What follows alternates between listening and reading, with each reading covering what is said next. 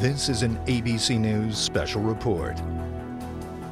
And we're looking at video now from inside that theater. It appears to be chaotic. You can hear some of that background noise. You can kind of see people scurrying out of the theater. We don't know exactly when this was taken in relation to what happened in theaters 8 and 9 there at the Century 16 movie theater, but you can get a visual sense now of the chaos that was happening inside that theater moments after this lone gunman opened fire shortly after 12:30 a.m. there in Colorado, Central Time, excuse me, just after again, about 12:30 Central Time, and then apparently before he did that also opened some kind of canister. Early reports it could have been a tear gas that served as a distraction or a smoke screen before he then opened fire. And we do have some new information. When the gunman was captured, he had a rifle, handgun, and gas mask, and he told authorities there are explosives in my residence. We have now learned that the suspect's apartment complex, which is in North Aurora, is on lockdown for a search, and they're searching for explosives at this point. So potentially 2 crime scenes right now simultaneously. And search warrants have been executed. You could imagine police are going to be very anxious to get inside that apartment. They're going to be anxious to speak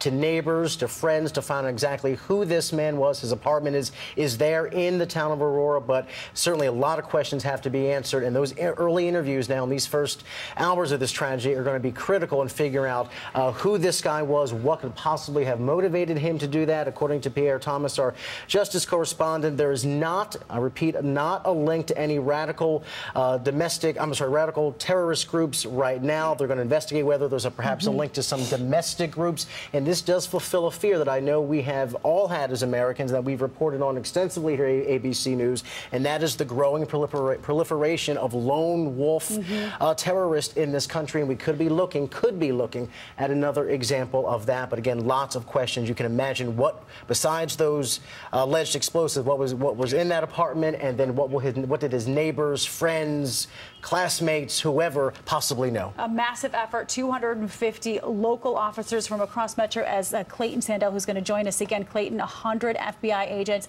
Anything else additionally that you're learning right now, Clayton?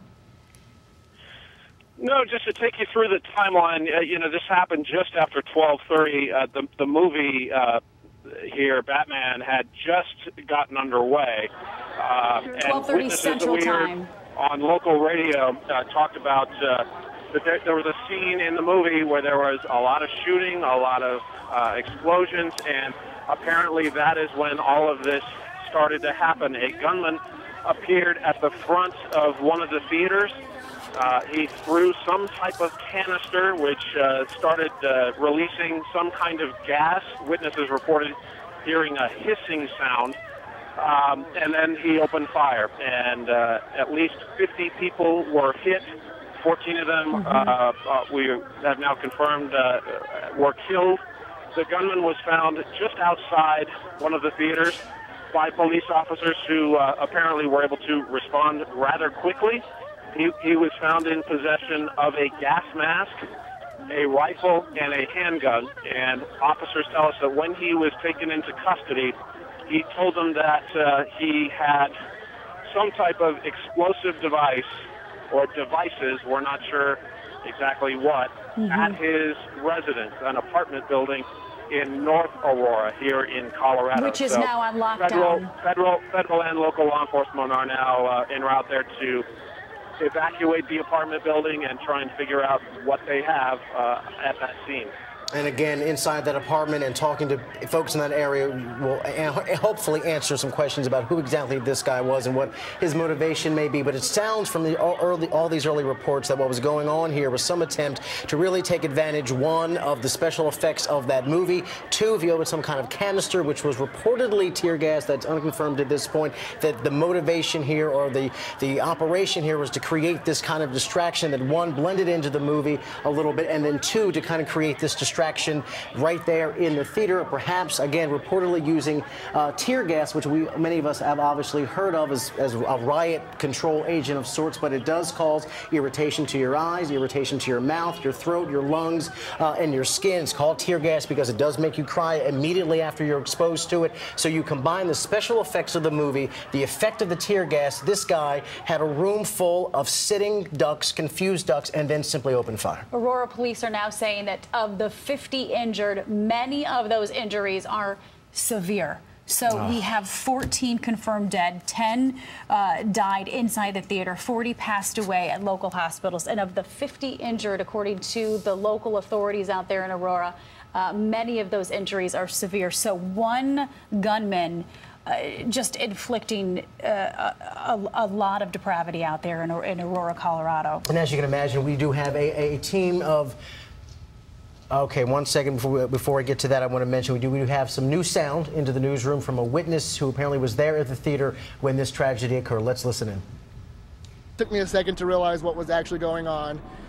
And as people were running away, I hit the ground so I wouldn't be hit. Somebody threw gas grenades in. Yeah. That's all I saw. Was I heard the sound of metal canisters clinking around, and then I saw plumes of smoke. These poor folks had their hands tied, tear gas, special effects, confusion, a dark theater.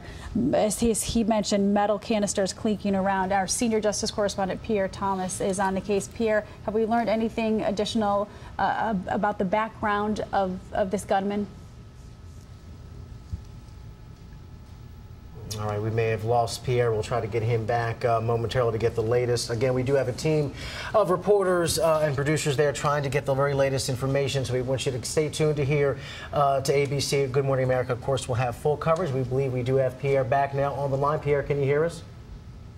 We have information that they are searching the suspect's car. They are checking it for evidence. Also, there's information that they're at his residence. There's concern about explosives, obviously, and sources are, again, right now doing a detailed background investigation on the individual. He is described to me as 24 years old, born in December of 1987. Again, early indications are no nexus to terrorism, according to the FBI. Again, they are talking to associates, friends, relatives, trying to get a sense of this person's background, also trying to determine motive. Thank you for that, Pierre. And what Pierre has focused on, and thank you, Pierre, live again. Thank you, live in Washington. What we've heard Pierre talk about so often over the past few years is the issue of soft targets in this country, because if you think about airports, we know what the security is like there. We take off our shoes, we take off our belt, we walk through those scanners, but we don't do that on buses. We don't necessarily do that on trains. We are with shopping malls, movie theaters, and you have to wonder now, once the dust settles, and that obviously is going to be some days here, and the first thought is with the victims of the deceased and the people who were in the hospital now fighting for their lives, but once we get past the initial shock of this, do we now begin talk about security? And Pierre, let me bring you back in on that point, because so many of your reports have focused on how concerned are national security folks about just this kind of thing, lone wolf suspects taking advantage of what is known as soft targets. Yes, this is considered the most imminent threat. People who have motives that no one knows about. They don't have any ties to organizations, so it's hard to get information developed about them. They show up, and they show up at soft targets, and they start shooting. This is something that the FBI trains for. The Homeland Security Department is quite concerned about.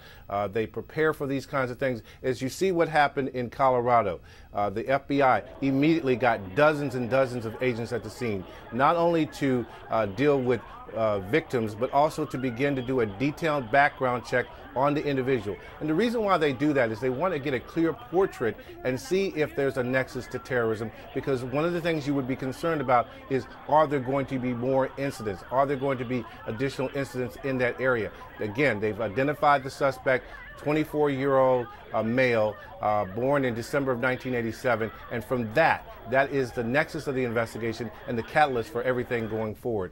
The concern today will be on copycats. That Batman movie obviously is a huge, huge movie.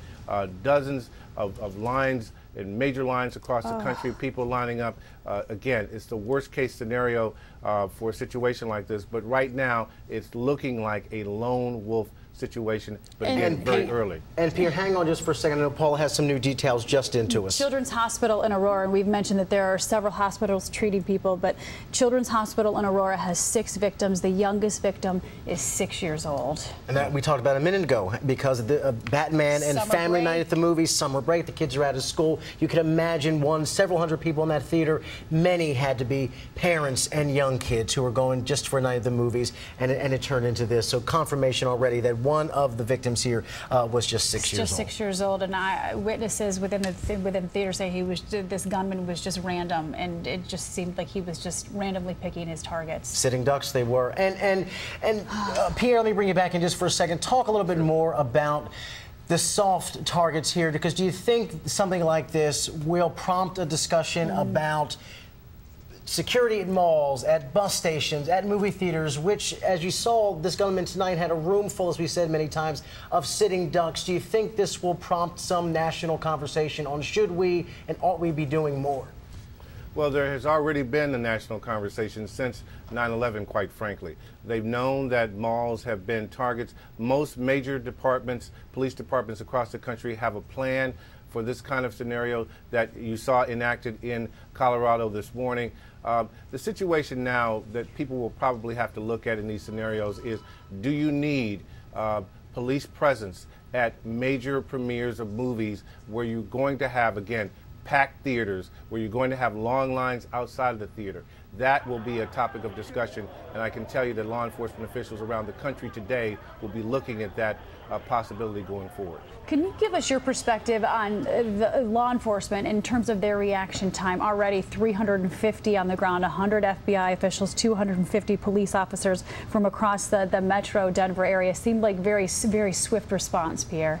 Right. This plan has been in place. Most major departments have plans in place for situations like this. Obviously, you need a large cadre of federal agents and local agents, one, to secure the scene, two, to begin interviewing witnesses, and thirdly, to do the detailed background check on the suspect. That is key, because from that, it tells you how to respond going forward. And that's why you're having the FBI able to say, in general terms, very early in the investigation, that this looks like a lone wolf situation, that there does not at this moment, and again I emphasize at this moment, appear to be a nexus to international terrorism or domestic terrorism. Again, that's how they're able to make those early determinations.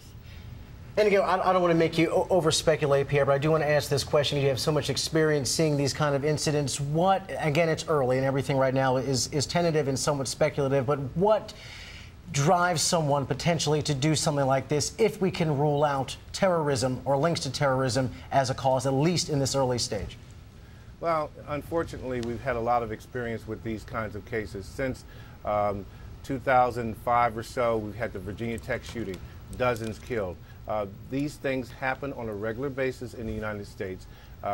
Multiple shootings like this. Unfortunately, it's individuals who are sometimes unstable, sometimes they have political motivations, but often, as we saw in the Tucson shooting, it's a deranged individual with no real, clear, sane reason for the activity. Pierre, I want to ask you real quick about the gun laws in Colorado. Is it true that in Colorado gun laws, they don't require the registration of any particular type of firearm? I don't mean to put you on the spot, but do you know anything about the gun laws and the restrictions there in Colorado? Well, unfortunately, it varies from state to state, and I'm not familiar with Colorado's particular gun laws. But look, as a general fact in this country, people can buy and own weapons. And the last time I checked with federal law enforcement authorities, there were over 200 million guns already in circulation. So that tells you that we buy guns in this country just like we buy other products. And that's just a fact of American life. All right, Pierre, we know you have a busy morning ahead of you. We thank you for sharing some time with us this morning and bringing us the latest on this tragedy unfolding in Aurora. Again, as we leave you now, the final seconds here, we know that there have been 50 folks injured, many severely, 14 dead in what apparently is the act of a lone gunman at a movie theater in Aurora, Colorado. Stay here with ABC for the very latest on this unfolding story, including Good Morning America coming up in many markets in just a few minutes. And we send our thoughts and prayers to everyone in Aurora. Thank you for watching ABC News.